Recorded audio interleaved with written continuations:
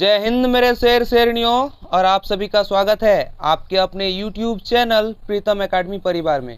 और मैं हूं दामोदर कुमार। तो दोस्तों आज का वीडियो में हम लोग बात करेंगे क्लास 9 का हिंदी ए का जो मॉडल सेट आपका आ चुका है। हिंदी ए का जो मॉडल सेट जारी हुआ कुछ दिन पहले, उसी का हम लोग आज कंप्लीट सॉल्यूशन पे बात करेंगे। तो दोस्तों ये जो वीडियो है वो कक्षा 9 के लिए है और किसका कौन सा विषय का है, हिंदी ए का है। हिंदी बी का आपको वीडियो हम लोग के चैनल में मिल जाएगा, वहाँ पे जाके आप देख सकते हैं।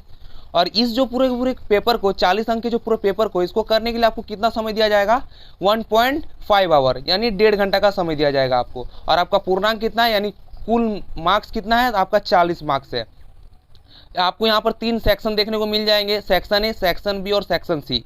ठीक है दोस्तों, तो चलिए थोड़ा मैं यहाँ पर आपका सामान्य निर्देश को पढ़ने का काम करूँगा, क्योंकि आपको इससे ज़्यादा समझ आएगा कि इसमें क्या बोल रहा है, आपको किस में कितना नंबर मिलेगा और क्या कैसे करके आपको लिखना है। तो पहला निर्देश आप यहाँ पर देख सकते हैं, परीक्षार्थी यथासंभव अपनी ही भाषा शैली में उत्तर दे। तो दोस्तों आपको मैं एकदम बता दूं कि हम लोग जो पीडीएफ आपके लिए तैयार किए हैं, ये पीडीएफ हाथ से लिखा हुआ है और इस पीडीएफ में आपको क्या किसी प्रकार का कोई प्रॉब्लम नहीं होगा। क्यों नहीं होगा? क्योंकि यदि हाथ से लिखा हुआ पीडीएफ आप लोग को मिल जाता है तो आपको क्या आपने लिखा हुआ जैसा लगेगा और आपको याद करने में थोड़ा भी प्रॉब्लम नहीं होगा। और दोस्तों एक बात का ध्यान रखें, इसमें बोल रहा है यथासंभव अपनी ही भाषा में उत्तर देना है, यानी आपको बुक तो रीड करना ही है, लेकिन उसका जो लैंग्वेज होता है वो अपने भाषा में लिख के आपको फिल करना है, क्योंकि बुक का भाषा यदि आप लिखते हो तो आप फिल नहीं कर पाओगे।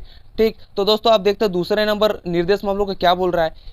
इन प्रश्नों के 3 खंड है, जैसे कि मैंने अभी बताया 3 सेक्शन होगा, सेक्शन ए, सेक्शन बी और सेक्शन सी। तो इसमें खंड क होगा, खंड ख होगा और खंड ग होगा। सभी का क्या उत्तर देना क्या है, अनिवार्य है। फिर तीसरा नंबर निर्देश क्या बोल रहा है, सभी प्रश्नों के लिए निर्धारित अंक उसके सामने उपांत में अंकित है, यानी आपका साइड में क्या रहेगा, अंकित रहेगा। अब देखिए चौथा नंबर क्या बोल रहा है, प्रश्नों के उत्तर उसके साथ दिए गए निर्देश के अवलोक में ही लिखे, यानी आपको जितना मतलब क्वेश्चन आपका दे दिया, आपका तो बेसिकली बुकलेट आएगा, तो आपका क्वेश्चन रहेगा और यहाँ पर आपको आंसर देने के लिए आपको एक बॉक्स जैसा टाइप का बना रहेगा, उसी के अंदर आपको क्या करना पड़ेगा, फिल करना पड़ेगा। आपको उससे ज़्यादा कहीं भी नहीं लिखना है, ना आपको कहीं पर पेपर दिया जाएगा। और आगे देखिए फिर एक पॉइंट है, 2 अंकों के प्रश्न के उत्तर लगभग 20 शब्दों में, 3 अंकों के प्रश्न उत्तर लगभग 50 शब्दों में और 5 अंकों के प्रश्न लगभग 100 शब्दों में और 6 अंकों के जो शब्द प्रश्न होंगे, वो 6 अंकों के जो प्रश्न होंगे वो कितना में देना है आपको, 150 शब्दों में देना है। तो 6 अंक के जो प्रश्न होगा वो 150 शब्द किस लिए बोल रहा है, क्योंकि आपको लेटर पैराग्राफ जो होगा वो 150 अंक का हो जाएगा, 150 शब्द का हो जाएगा। तो दोस्तों चलिए अब बात करते हैं, ज़्यादा टाइम वेस्ट ना करते हुए चलिए शुरू करते हैं वीडियो को। अभी मजा आएगा ना भिड़ो। तो दोस्तों यहाँ पर आप देख सकते हैं, क्या देख सकते हैं, यहाँ पर इस जगह पे आपका लिखा है खंड का अपठित बोध, यानी आपको ये जो है पढ़ के आपको क्या करना है, आंसर देना है। इसको ये बेसिकली बोलते हैं तो पैराग्राफ है ये। इस पैराग्राफ को पढ़िएगा और फिर आंसर देना पड़ेगा। यदि मैं इस पैराग्राफ को पढ़ने का काम करता हूँ, तो आपका वीडियो क्या हो जाएगा, बहुत लंबा हो जाएगा। तो दोस्तों मैंने इस पैराग्राफ को पढ़ने के बाद ही आपका आंसर खोजा है और आंसर को एकदम आसान भाषा में लिखा है। तो आप एक बार ध्यान से पढ़ लीजिएगा और परीक्षा में जो आपका पैराग्राफ देगा उसको भी पढ़ना जरूरी है, उसको भी आप पढ़ेंगे, उसके बाद ही आप इसको आंसर देना स्टार्ट कीजिएगा।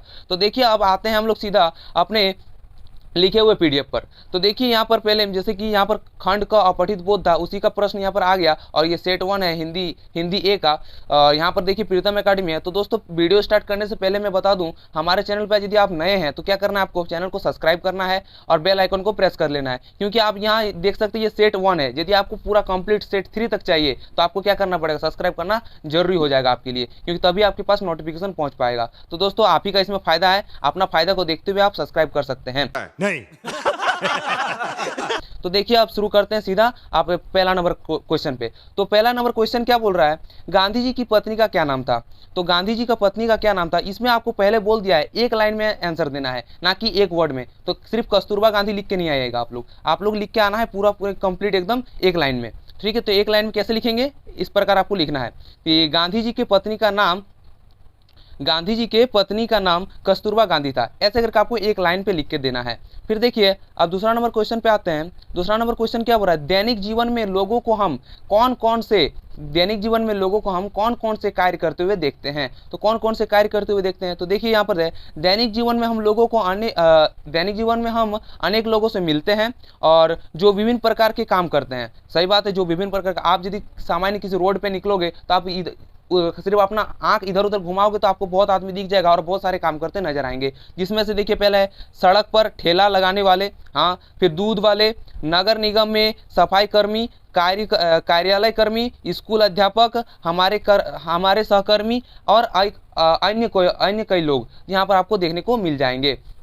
ये हो गया आपका कंप्लीट सॉल्यूशन। अब देखिए तीसरा नंबर क्वेश्चन पे हम लोग बात करते हैं। तीसरा नंबर क्वेश्चन क्या है, बाबा आमटे और सुंदरलाल बहुगुणा, बाबा आमटे और सुंदरलाल बहुगुणा अपने किन किन कार्यों के लिए जाने जाते हैं। तो किन किन कार्यों के लिए जाने जाते हैं दोस्तों, तो देखिए बाबा आमटे समाज द्वारा, बाबा आमटे क्या समाज द्वारा त्रिष्टकृत कुष्ठ रोगियों की सेवा में अपना संपूर्ण जीवन क्या किए, समर्पित कर दिए। मतलब जो कुष्ठ एक प्रकार का रोग होता है, उसको उस मरीजों को क्या बोलते, सेवा करते करते अपना क्या किया, अपना पूरा जीवन को निछावर कर दिए। और जो सुंदरलाल था, सुंदरलाल बहुगुणा, वो अपने प्रसिद्ध चिपको आंदोलन, दोस्तों चिपको आंदोलन आपको पता ही होगा, पेड़ के बचाव के लिए चिपको आंदोलन को शुरू किया गया था और पेड़ बहुत भारी मात्रा में जब कट रहा था तब ये किसने, सुंदरलाल बहुगुणा ने एक चिपको आंदोलन नाम का एक आंदोलन किया, जिसमें सभी पेड़ को क्या करते थे, गले से लगा लेते थे और उसको बोलते थे मुझे भी काट दो और पेड़ को भी काट दो। तो दोस्तों यही बहुत प्रसिद्ध था चिपको आंदोलन, जो पेड़ को बचाने में बहुत मदद किया हम लोग का।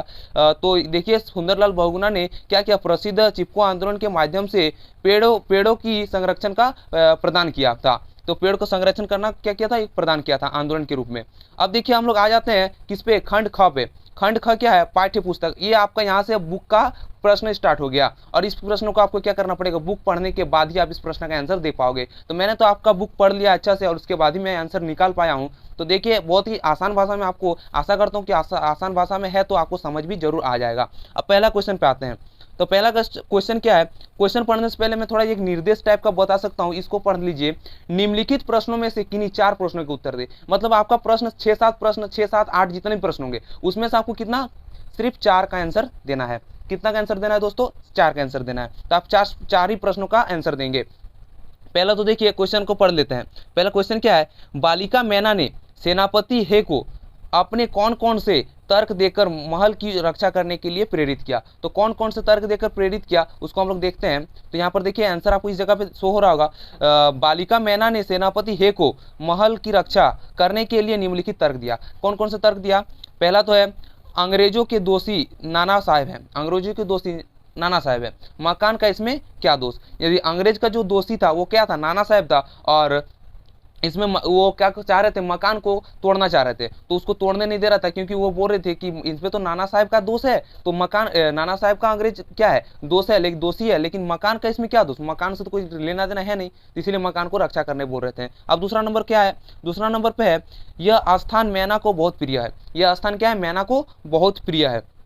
और तीसरा जो हो गया वो आपका है अंत में मैना ने सेनापति हे को अपना परिचय देकर कहा कि वो अपनी पुत्री मैरी की सहेली है। किसकी सहेली है, मैरी की सहेली है। यहाँ पर भी एक क्वेश्चन बनता है, यदि पूछ दिया कि मैना ने सेनापति हे को परिचय देकर अपना पुत्री किसे बताया, तो किसे बताया, सेनापति को बताया। और किसकी पुत्री थी, तो किसकी पुत्री थी, पुत्री मैरी की सहेली थी, ठीक ना। तो यही आपका आंसर हो जाएगा। अब देखिए आगे बढ़ते हैं। ख नंबर क्वेश्चन क्या बोल रहा है, ख नंबर क्वेश्चन आपका बोल रहा है महादेवी वर्मा उर्दू फारसी क्यों नहीं सीख पाई, महादेवी वर्मा उर्दू फारसी क्यों नहीं सीख पाई। तो देखिए इसका आंसर क्या हो जाएगा, लेखिका महादेवी वर्मा उर्दू फारसी में बिल्कुल रुचि नहीं रखती थी। जैसे कि दोस्तों किसी का मैथ में रुचि नहीं रहता है, किसी का साइंस में रुचि नहीं रहता है, किसी का हिंदी में रुचि नहीं रहता है, तो वो लोग क्या करते हैं, मतलब ऊपर पार कर देते हैं, पूरे साल को ऊपर पढ़ के पार कर देते हैं और उसको कुछ समझ नहीं आता, एग्जाम टाइम में जितना हो सके पढ़ते हैं और उसी में जितना नंबर उसका आता है। तो उसी टाइप का यहाँ पे भी है। महादेवी जो वर्मा थी उसको क्या था, उर्दू फारसी में थोड़ा भी इंटरेस्ट नहीं था, उसको क्या था, थोड़ा भी इंटरेस्ट नहीं था, इसीलिए वो क्या की, नहीं सीख पाई। तो वही आंसर है, थोड़ा खाली इसको बना के लिखना पड़ेगा। तो देखिए महादेवी वर्मा उर्दू फारसी उसमें बिल्कुल रुचि नहीं थी, कि उसके कारण यह है कि उसे इसलिए लेखिका को बचपन में उर्दू पढ़ाने के लिए मौलवी रखा गया और वह जब घर से आई तो लेखिका चारपाई के नीचे छिप गई। चारपाई मतलब पलंग बोल सकता हूँ मैं, या चौकी बोल सकता हूँ, जिसपे आप लोग सोते होगे, उस पे उसके क्या नीचे सो गई या छिप गई, ठीक है दोस्तों, अब तीसरा नंबर क्वेश्चन पे बात करते हैं, ग नंबर क्वेश्चन पे। तो ग नंबर क्वेश्चन क्या बोल रहा है, कोयल की कूक सुनकर कवि की क्या प्रतिक्रिया थी। कोयल की जो कूक थी वो सुन के किसकी क्या प्रतिक्रिया थी, कवि की क्या प्रतिक्रिया थी। तो हम लोग इसका आंसर देखते हैं। तो कोयल की कूक सुनकर कवि को ऐसा लगता था कि जैसे कोयल उसके लिए कोई संदेश लेकर आई है। संदेश शायद अति महत्वपूर्ण है, इसलिए कोयल ने सुबह होने का भी इंतजार नहीं किया और वो क्या करने लगी, कुक कुक की आवाज़ निकालने लगी। ठीक है दोस्तों, यही आपका आंसर हो जाएगा। अब आते हैं घ नंबर प्रश्न पर, यानी चौथा नंबर प्रश्न में आप आ जाते हैं। तो चौथा नंबर प्रश्न क्या बोल रहा है, बच्चे काम पर जा रहे हैं, बच्चे काम पर जा रहे हैं, कवि के आधार पर कवि क्या बताना चाहता है, कवि क्या बताना चाहता है। तो इसका सही आंसर क्या हो जाएगा, बच्चे काम पर जा रहे हैं। कविता में कवि ने बच्चों की काम जाने की समस्या को प्रमुखता से उभारा है। प्रमुखता से क्या किया है, उभारा है।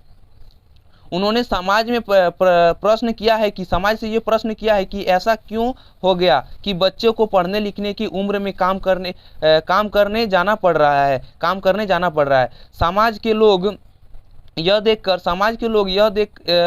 सब देखकर भी चुप बैठे हैं। कवि को समाज की यह संवेदनशीलता और भाव शून्यता बड़ी क्या लगी, भयानक लगी। हाँ, यदि कोई बच्चा यदि काम करता है अपने उम्र से पहले ही, तो कि कोई भी व्यक्ति यदि देखता है उसको, तो क्या उसको थोड़ा भी ये नहीं लगेगा। तो वही कवि को भी थोड़ा क्या हुआ, गिल्टी फील हुआ कि वो बच्चा काम कर रहा है। ठीक है दोस्तों, अब देखिए अंग नंबर प्रश्न में बात करते हैं, यानी 5वां नंबर प्रश्न में हम लोग बात करेंगे। सखी ने गोपी के कृष्ण का कैसा रूप धारण करने का आग्रह किया। कृष्ण से कैसा रूप धारण करने का आग्रह किया, तो दोस्तों देखते हैं यहाँ पर हम लोग का है, सखी गोपी से कृष्ण का मोहक रूप धारण करने का आग्रह करती है। और क्यों करती है, तो उसका हम लोग आंसर देख लेते हैं। सखी गोपी से वही सब कुछ धारण करने के लिए कहती है जो कृष्ण धारण करते हैं, जो क्या कृष्ण धारण करते हैं। सखी ने गोपी से आग्रह किया था कि वह कृष्ण के सामने सिर पे क्या मोर पंख का मुकुट धारण करे और गले में क्या गुंजों की माला पहने, तन पर पीले वस्त्र पहने। जो कृष्ण करते थे वही उसको क्या करने को बोल रहा था। तो दोस्तों बात करते हैं अगले प्रश्न पर। तो अगला प्रश्न क्या है, देखिए यहाँ पर 6 नंबर प्रश्न क्या बोल रहा है, मैना जड़ पदार्थ मकान को बचाना चाहती थी, पर अंग्रेज उसे नष्ट करना चाहते थे। क्या, पर अंग्रेज उसे क्या करना चाहते थे, नष्ट करना चाहते थे। क्यों, तो बेसिकली मैं बता दूं कि ये क्वेश्चन पूछ रहा है कि आखिरकार जो महल था उसको अंग्रेज तोड़ना क्यों चाहते थे, मेन कारण यही पूछ रहा है। वही कारण को यदि मैं यहाँ एक्सप्लेन कर दूं तो ये क्या आंसर क्या हो जाएगा, कंप्लीट हो जाएगा। तो वही आंसर को मैं क्या हूँ, एक्सप्लेन कर दिया हूँ, बट थोड़ा बुक का लैंग्वेज प्रयोग करने के बाद। तो देखिए दोस्तों, फिर यहाँ पर आंसर क्या लिखा हूँ मैना जड़ पदार्थ मकान को इसलिए बचाना चाहती थी क्योंकि उस मकान ने अंग्रेजों के खिलाफ कोई अपराध नहीं किया था। कोई अपराध तो नहीं किया था क्योंकि उसका क्या था, दोषी कौन था, नाना साहब था, तथा यह मकान उसे बहुत प्रिय था। क्या था, बहुत प्रिय था।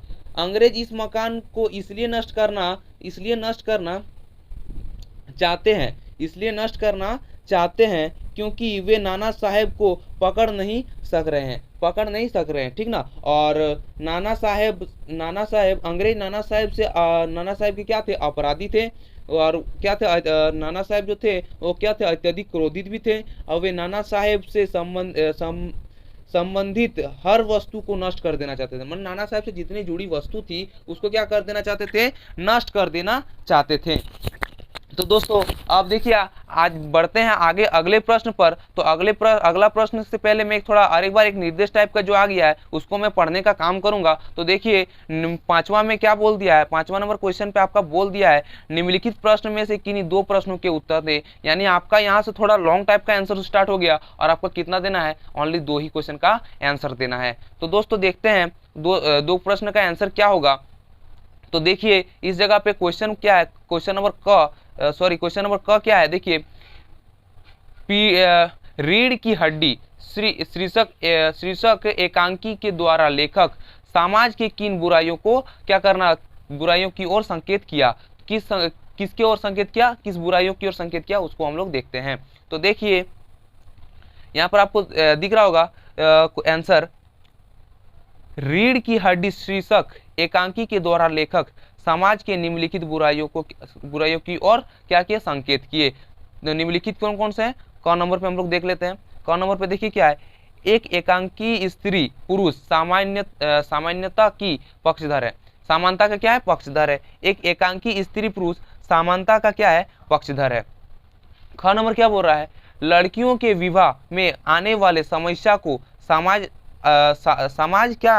के सामने लाना, यानी समाज के सामने आपको क्या करना है, लाना है। लड़कियों के विवाह के आने से पहले आने वाली समस्या, लड़की के समाज में जो आने वाली समस्या है उसको क्या करना है, लाना है। ये भी एक पॉइंट है। तीसरा नंबर पॉइंट क्या बोल रहा है, बेटियों के विवाह के समय माता पिता की परेशानियों को उजागर करना, यानी यदि कोई बेटी का शादी होता है, आपके घर में बहन है या कोई लड़की का शादी है, तो आप जानते हैं कि कितना उसको अपने माता पिता को क्या करना पड़ता है, परेशानियों का सामना करना पड़ता है।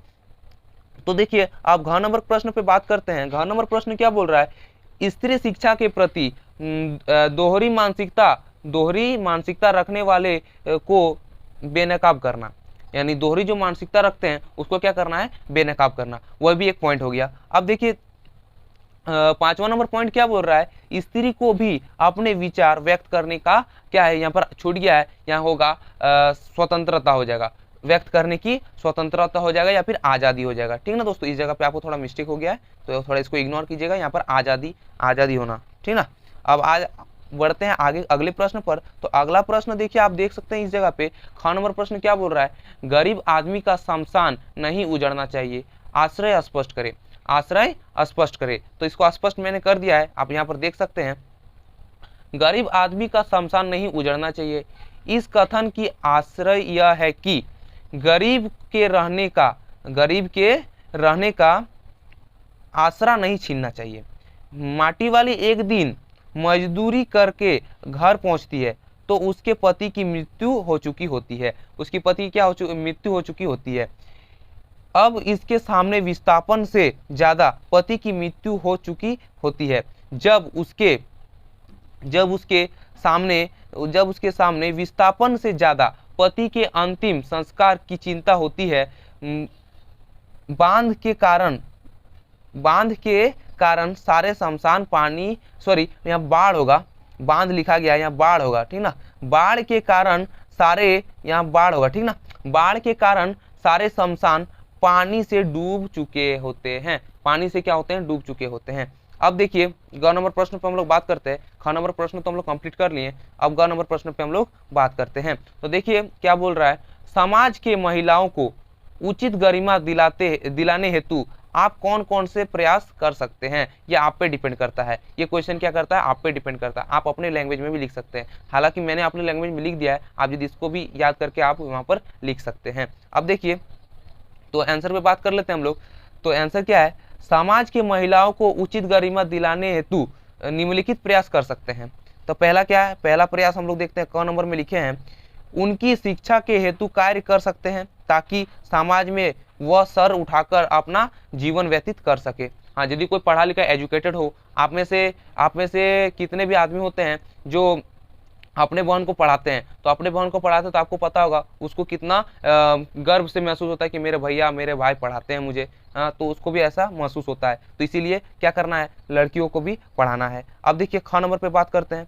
ख नंबर क्या बोल रहा है, अपने समय की महान एवं विदुषी स्त्रियों का क्या करना है, उदाहरण समाज में प्रस्तुत करना चाहिए। अब ग नंबर पे बात करते हैं, महिलाओं को उचित सम्मान देना चाहिए। जी हाँ, महिलाओं को भी क्या उचित सम्मान देना चाहिए। अब देखिए घ नंबर पे बात करते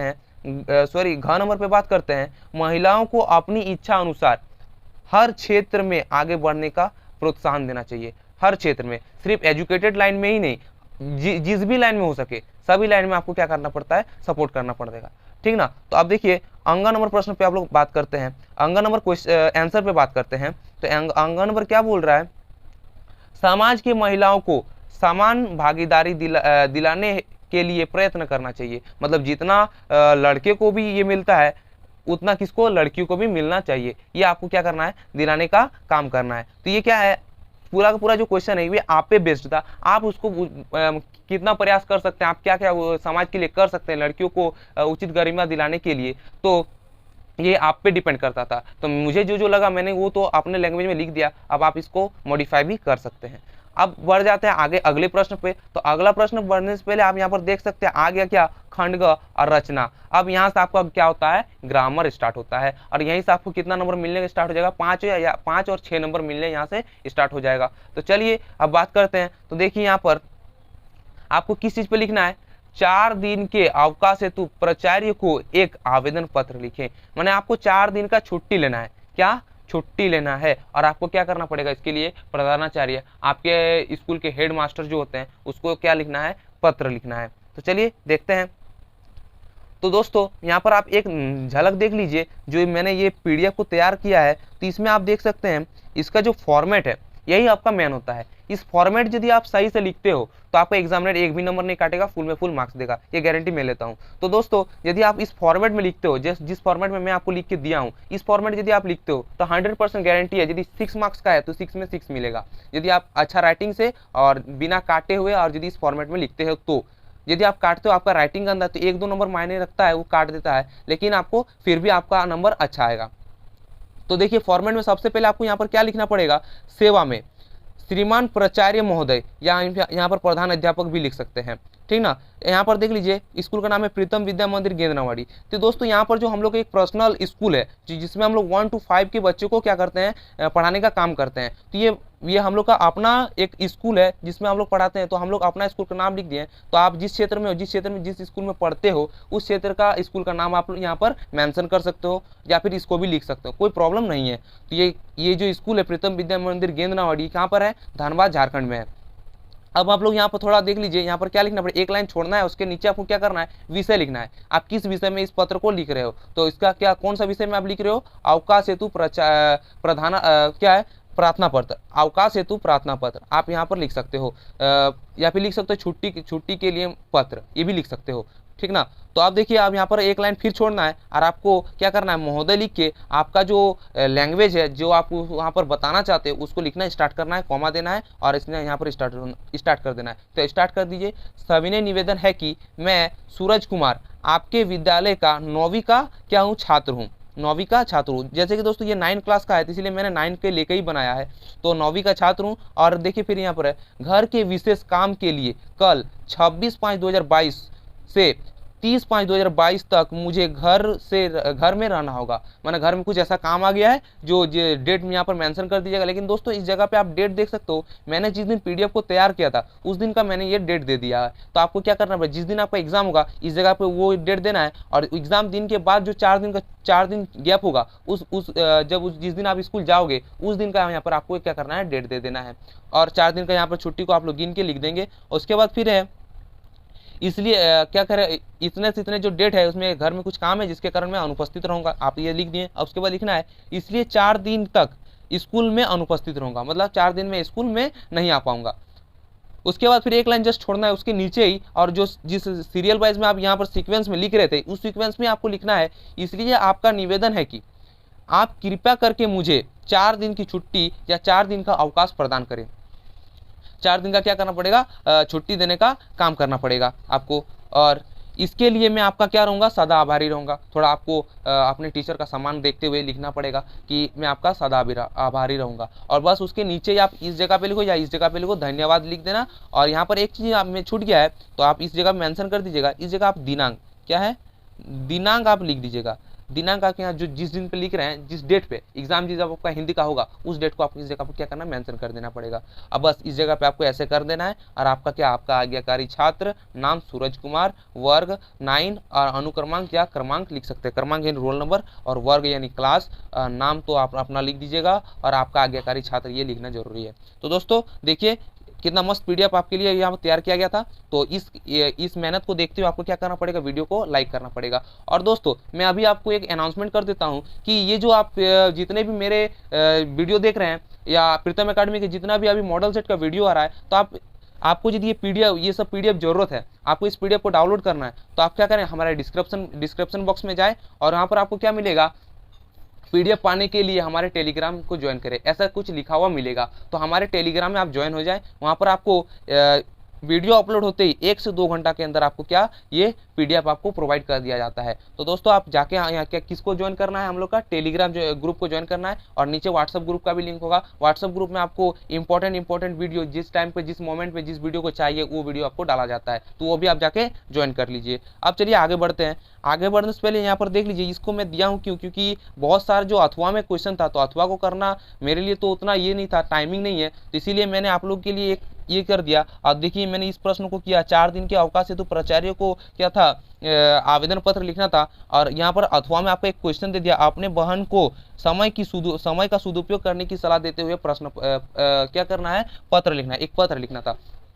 तो ये आपको यदि किसी बच्चे को इसका यदि ये चाहिए तो आप जाके कमेंट कीजिए, और हम लोग के टेलीग्राम ग्रुप में ज्वाइन हो गए तो उस ग्रुप में भी आप जाके क्या कर सकते हैं, कमेंट कर सकते हैं। यदि आप कमेंट करते हो तो आपका ये 1 से 2 घंटा के अंदर आपका डाल दिया जाएगा। अब देखिए आगे बढ़ते हैं। 7वां नंबर प्रश्न क्या बोल रहा है, दिए गए संकेत बिंदु के आधार पर निम्नलिखित में से किसी एक विषय पर निबंध लिखिए। और आपका यहाँ से कितना नंबर, मैं जैसे बोला था आपको 150 नंबर का आपका 150 बोल रहा हूँ, 6 नंबर का प्रश्न आपका यहाँ से स्टार्ट हो गया। और आपको कितना वर्ड में लिखना है, 150 शब्द में लगभग आपको लिखना पड़ेगा। और यही सब बच्चा फंस जाता है, 150 वर्ड नहीं लिख पाता है।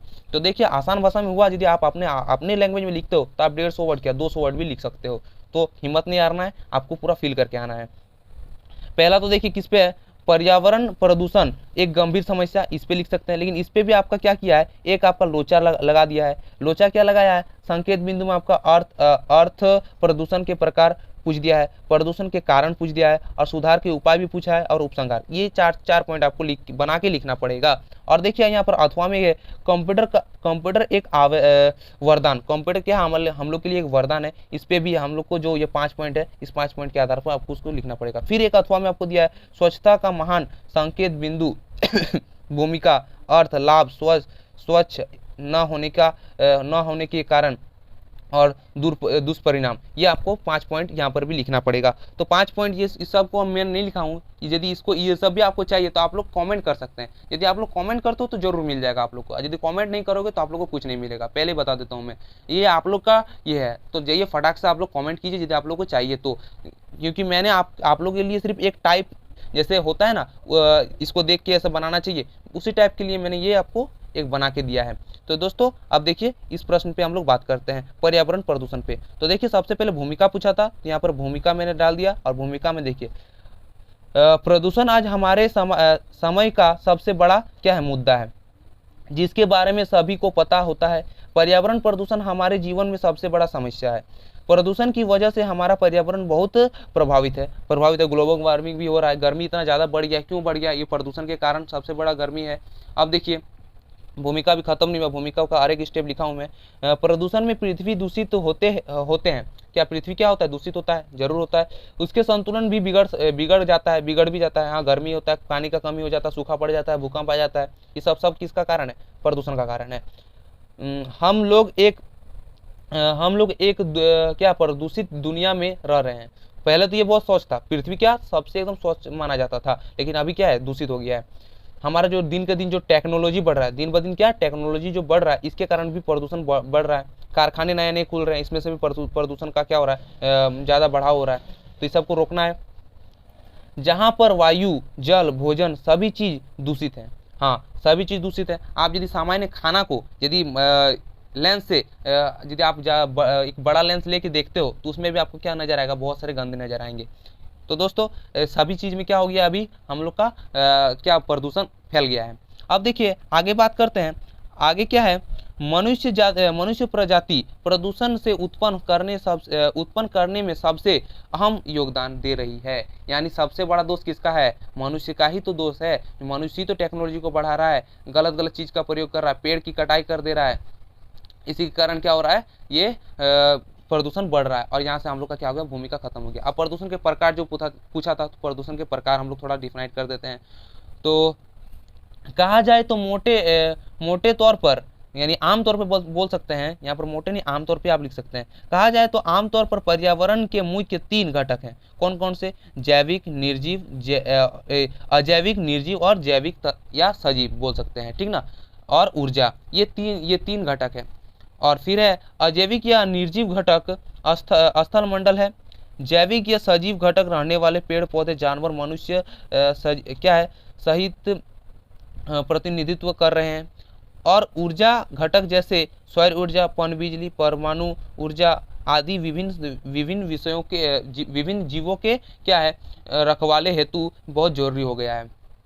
अब देखिए पर्यावरण प्रदूषण 6 प्रकार के हैं। पर्यावरण प्रदूषण 6 प्रकार के हैं। आपको ऐसा करके डिफाइंड करके लिखना पड़ेगा, तो भी आपका 150 वर्ड बन पाएगा और आपको फुल में फुल मिलेगा। 6 नंबर यदि आपको लेना है तो इसको लिखना पड़ेगा। पर्यावरण प्रदूषण 6 प्रकार के होते हैं। पहला जल प्रदूषण, दूसरा ध्वनि प्रदूषण, तीसरा वायु प्रदूषण, चौथा भूमि प्रदूषण, पांचवा प्रकाश प्रदूषण और छठा ऊष्मा प्रदूषण। ये कितना है 6 प्रकार होते हैं प्रदूषण के। अब देखिए वो तो हम लोग क्या किस पे बात कर लिए, हम लोग प्रदूषण के प्रकार पे बात कर लिए। अब हम लोग बात करेंगे प्रभाव और समस्या। जिससे ये जो प्रदूषण बढ़ रहा है इससे हम लोग का क्या क्या समस्या झेलना पड़ रहा है और क्या क्या इसके क्या है प्रभाव हैं। तो देखिए पहला यहाँ प्रभाव और समस्या लिखने के बाद आपको स्टार्ट करना है। मिलों, कारखाने, मोटर वाहनों, रासायनिक उर्वरकों और कीटनाशकों के द्वारा कार्बन मोनोऑक्साइड गैस को अपशिष्ट और धुआं निकलता है। इससे क्या होता है कार्बन मोनोऑक्साइड जो उसका धुआं निकलता है, वो धुआं फैल जाता है पूरा पृथ्वी पर। और फैलने के बाद आप ध्यान दीजिए दोस्तों, जो कार्बन मोनोऑक्साइड है इसके कारण ही ग्लोबल वार्मिंग सबसे ज़्यादा बढ़ रहा है।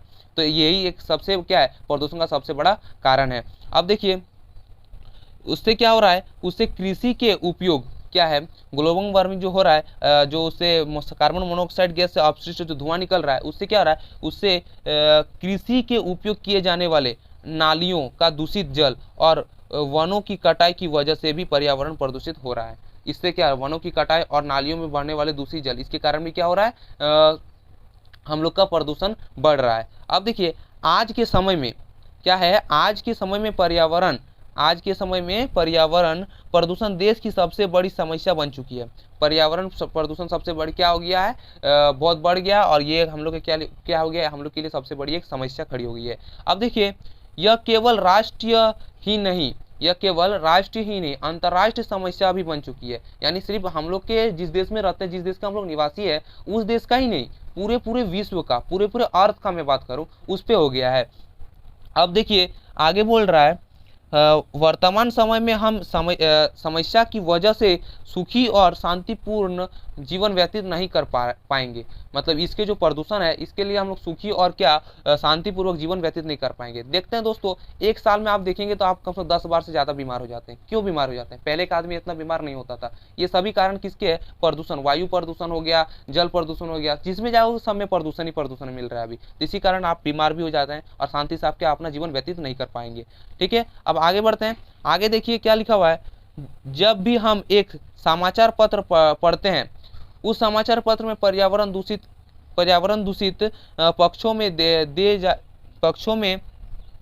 पक्षों को देखा जा सकता है। क्या पक्षों को क्या देखा जा सकता है? समाचार पत्रों में पर्यावरण दूषित के पक्षों में क्या देखा जा सकता है। अब देखिए ये तो हम लोग को क्या बात कर लिए, हम लोग प्रभाव और समस्या पे बात कर लिए। अब हम लोग किस पे बात करेंगे? प्रदूषण का समाधान पे हम लोग बात करेंगे। प्रदूषण के समाधान का हम लोग बात करेंगे। प्रदूषण से पर्यावरण को बचाने के लिए जल्द नियंत्रण जरूरी है। मतलब आपका क्या करना पड़ेगा? समाधान ये है कि प्रदूषण आपका कम फैलाना पड़ेगा। यही एक सबसे बड़ा क्या है आपका बचाव का कारण है। अब देखिए आगे बढ़ते हैं। आगे देखिए क्या बोल रहा है, वनीकरण की तरफ अधिक ध्यान दिया जाना चाहिए। वनीकरण मतलब आप बोल सकते हैं वन लगाना, पेड़ पौधे लगाना। इस पे आप यदि करते हो, यदि आपका पेड़ पूरा विश्व में यदि अधिक मात्रा में हो गया तो क्या ऑक्सीजन ज्यादा मात्रा में होगा। ऑक्सीजन ज्यादा मात्रा में तो कार्बन कम हो जाएगा, और कार्बन कम हो जाएगा तो हम लोग का क्या प्रदूषण भी कम हो जाएगा। अब देखिए आगे बढ़ता हूं मैं। आगे देखिए क्या लिखा हुआ है, हो सकते तो पेड़ की कम से कम कटाई की जानी चाहिए, क्योंकि पेड़ की कटाई कम होगी तो ही हम लोग का क्या होगा। पेड़ आप कितने भी लगा लो, एक तरफ से लगा रहे हो एक तरफ से काट रहे हो, तो क्या ये कोई फायदेमंद चीज है? ये तो आपने ही यूज के लिए लगा रहे हो, ये भी सही बात नहीं है। आपको लगाना है तो प्रॉपर तरीके से उसको ध्यान भी रखना पड़ेगा, उसको कटाई नहीं करना पड़ेगा। ठीक है दोस्तों, अब देखिए पर्यावरण प्रदूषण के लिए सरकार को उचित कदम उठाने होंगे। पर्यावरण के लिए क्या, प्रदूषण के लिए सरकार को उचित कदम उठाने पड़ेंगे। अभी हाल फिलहाल बहुत ही कदम उठाए गए हैं, लेकिन और भी सख्त कदम उठाने चाहिए। मेरे हिसाब से आप लोगों को क्या लगता है, अपना राय कमेंट सेक्शन में जरूर बताएं। इसके विरुद्ध नए कानून जारी करने होंगे। क्या करना पड़ेगा, इसके लिए नए कानून जारी करना पड़ेगा। मतलब आपका जितना भी कानून बन चुका है, इस कानून से अब काम नहीं होने वाला है, और भी आपका कानून सख्त कदम उठाने पड़ेंगे। अब देखिए, केवल सरकार ही नहीं, केवल क्या है, सरकार ही नहीं बल्कि राजनेता, विचार करो, सामाजिक कार्यकर्ताओं और भारत के प्रत्येक मनुष्य को भी इससे दूर करने के बारे में अधिक जागरूक होना चाहिए। माने प्रदूषण को हटाने के बारे में क्या हम लोग को भी विचार करना चाहिए। हम जैसे मनुष्य को भी, सिर्फ अधिकारी क्यों, हम लोग भी तो इस देश के निवासी, और हम लोग को भी ये क्या करना पड़ता है, हम लोग भी तो इस देश को क्या गंदा कर रहे हैं। हम लोग भी रोज घर से बहुत सारे अपशिष्ट पदार्थ को निकाल रहे हैं, उसको हम लोग सही तरीके से नहीं फेंक रहे हैं, सही जगह पे नहीं फेंक रहे हैं, तो इससे भी प्रदूषण बढ़ रहा है। तो हम लोग भी कहीं ना कहीं इसका कारण है, तो हम लोग को भी इसके बारे में सोचना चाहिए। अब देखिए, आधुनिक युग के